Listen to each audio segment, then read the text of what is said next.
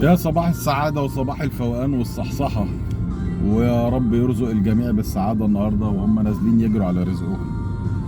بس في حاجة غريبة.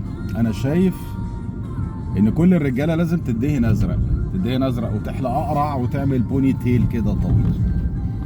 دي فورمة ويل سميث في فيلم علاء الدين، لأني بحس إن الرجالة بتعامل معاملة العفريت بتاع مصباح علاء الدين، وهقول لكم ليه. تنام يا معلم زي الفل، تصحى الصبح تفتح موبايلك كده بتقول يا هادي لسه يا صباح الخير يا اللي معانا، اشوف لي نكتتين على الفيسبوك بتاع، تلاقي ايميلات مبعوته لك من الشغل، عايزين كذا وعايزين كذا وعايزين كذا. حاضر، طب بلاش الايميلات، في اس ام اس اتبعتت، عزيزي العميل يرجى دفع كذا حد ادنى للبطاقه من البنك. حاضر. شركة المحمول، عزيزي العميل يرجى سداد الفاتورة اللي مش عارف ايه. حاضر. طب خلاص، مش عايز التليفون، هرمي التليفون واصبح على اولادي الحلوين الكتاكيت وانا بنزلهم للباصه دي. اول لما اشوف بابي عايزين فلوس رحله، عايزين فلوس المصروف، عايزين مش حاضر.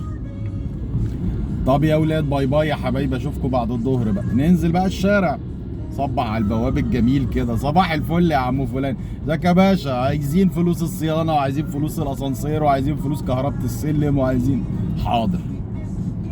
تمشي في الشارع مش عارف ايه، تلاقي لجنه واقفه عايزين نشوف الرخص. حاضر.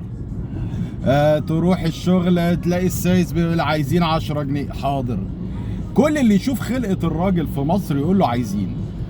فاحنا تحولنا الى ان احنا خادم المصباح، كل اللي بيلاقيك يدعكك لا مؤاخذه ويقول لك عايزين. فاحنا ندهن ازرق، نحلق قرع، نعمل بوني تيل كده، مش هنمشي بلابيس طبعا، مش هنلبس بنطلون بس زي ويل سميث، ان ده راجل فورمه يعني. احنا لو لبسنا كده يعني هنتمسك اداب يعني، فاهم؟